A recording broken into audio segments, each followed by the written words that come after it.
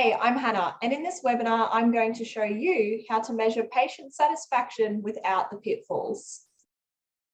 What I'm going to share in this webinar will help you become a better healthcare practitioner and better serve your patients. So my recommendation is to focus, switch off your social media, stop checking your emails, and truly listen to the information and actions that I share with you.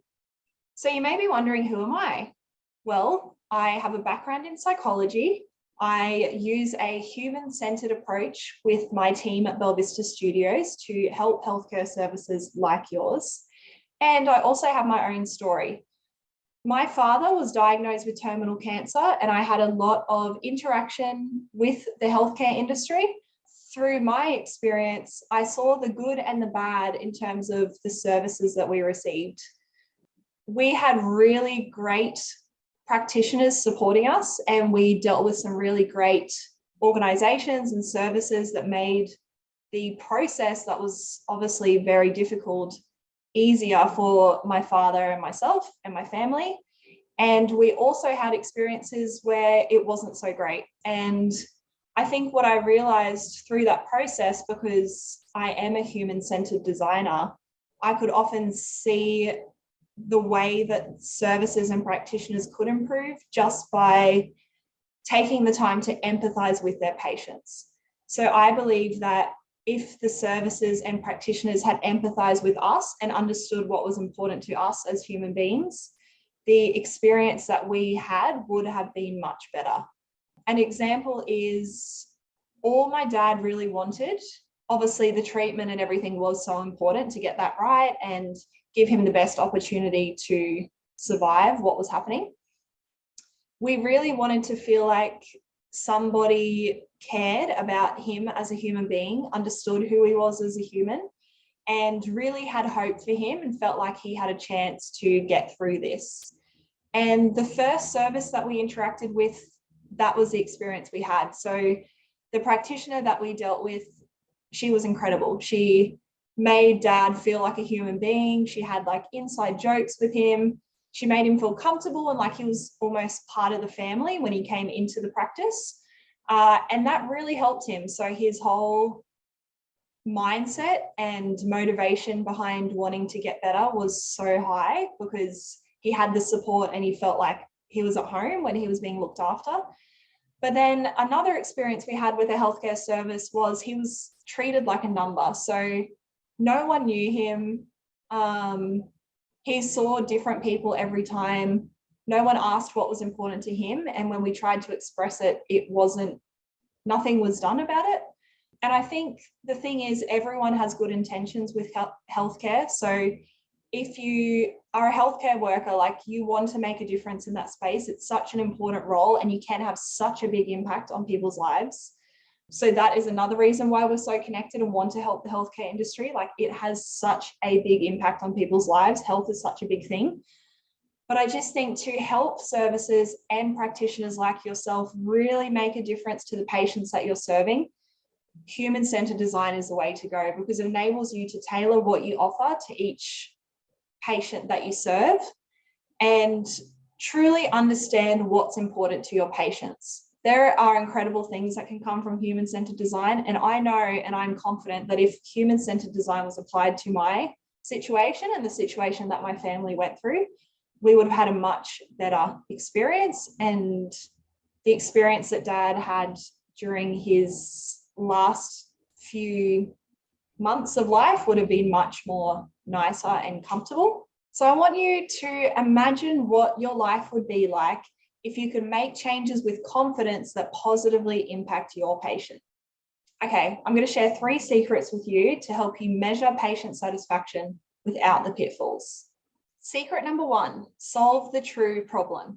Before you go out and start asking for feedback from your patients, and this may be through surveys or asking them questions, you want to be really clear on the problem that you're trying to solve.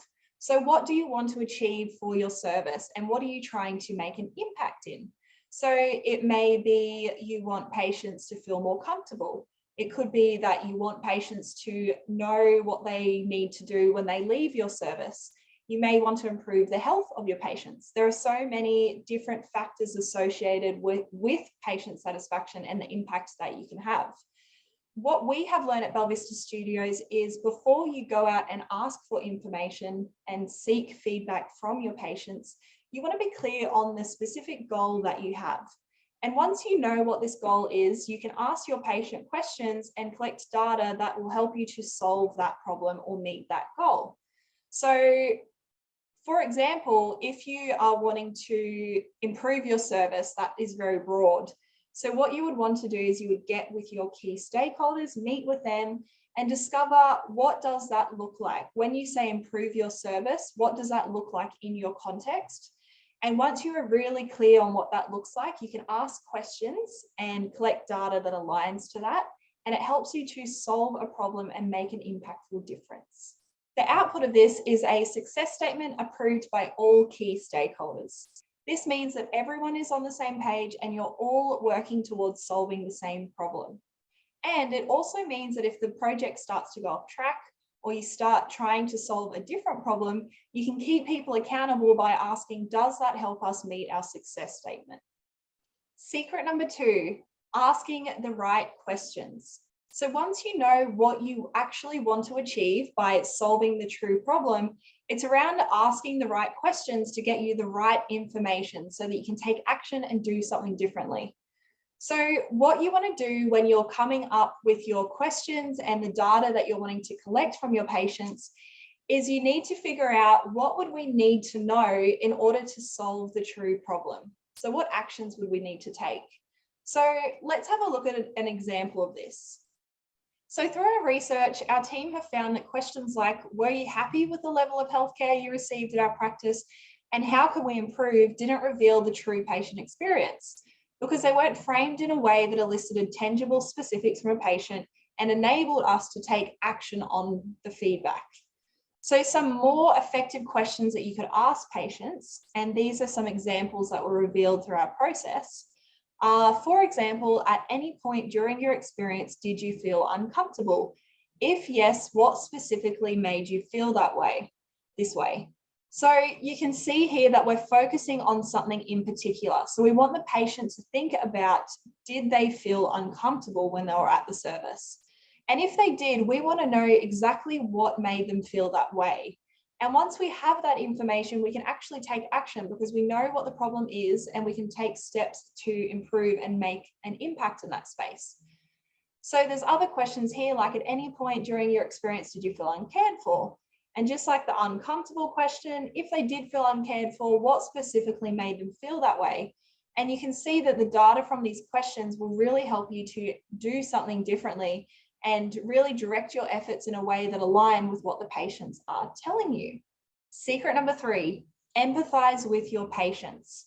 Now that you know what problem you're trying to solve and you've understood what sort of questions you could ask to get some specific and tangible feedback from them, you can also do other things to empathize with them and better understand their world. So a lot of the time, healthcare services will have patient surveys or they might conduct patient interviews. But human-centered design opens a whole new world for tools and activities that you can use to better understand your patients and make an impact. So some of these are user observation. So it's a human-centered design technique that can be used in the healthcare industry. And what it means is you sit in your patient's environment and all you do is observe what is happening. So you want to be very factual and you're looking at what seems to be going on for the patients when they're interacting with our service. And just by observing, you can get so much context and information on how they are experiencing your service. Another thing you can do is patient personas. So this means that you build an understanding of your patients through conducting human-centered design activities. And then you build a character or a customer representation of who they are. So you may have heard of a customer persona before. What you would do is a patient persona, and this helps you understand what their motivation is, what their challenges are, what sort of tools they have access to. So potentially if you're dealing with an older generation, would they rather a phone call over a text message, for example? Some other things you can do is just a mindset shift. So thinking throughout your day with everything you're doing, how does this impact the patient? Whether it's decisions that you're making, processes that you're changing. An example is if you're wanting to update your website because you found a really nice new design, it looks beautiful and it reflects your new brand, that's all great, but how is your patient going to receive that?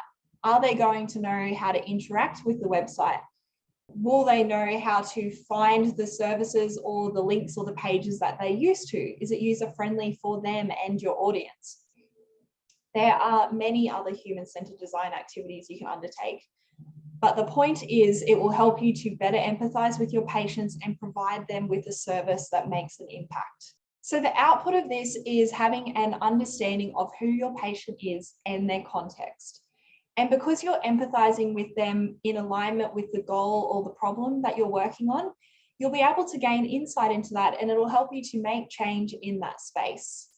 So measuring patient satisfaction without the pitfalls is just one example of how you can improve what you offer as a healthcare practitioner or a healthcare service. Some of the other problems you can solve are poor patient and employee experiences and satisfaction, poor employee morale and performance, broken systems and processes, and even task projects and initiatives that don't deliver on their goal, go over budget, or take longer than planned.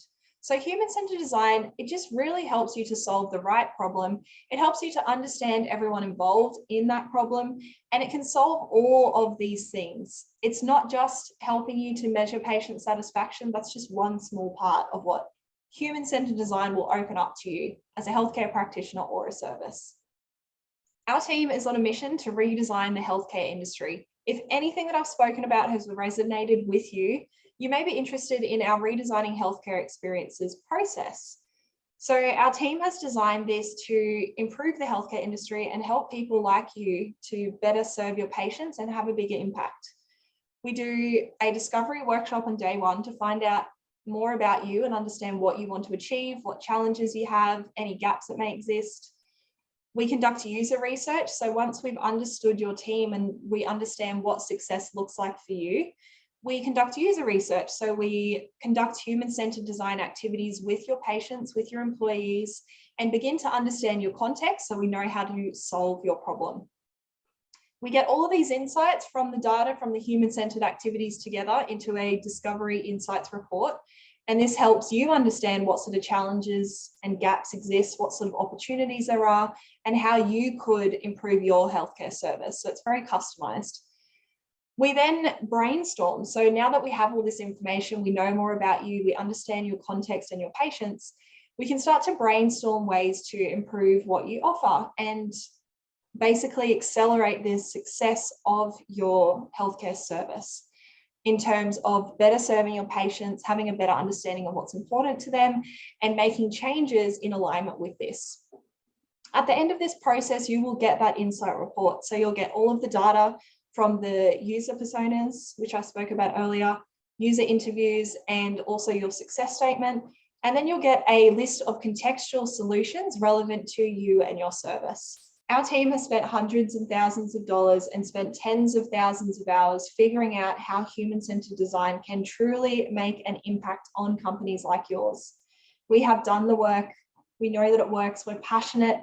So if you want to partner with us and improve your healthcare industry, check out the information in the description below. Thank you so much for getting to this point of the webinar. It shows that you are passionate about the healthcare industry. You want to make a difference. You want to provide a good service to your patients. And that makes me so happy because I think it is so important, and people going through health issues can be traumatizing, and it can have a big impact on your life. And I think if there's more people like you in the world who want to make a difference and want to understand their patients better, that is incredible. So thank you so much for being you. Thank you for watching. And yeah, if you want to find out more, check out the description below.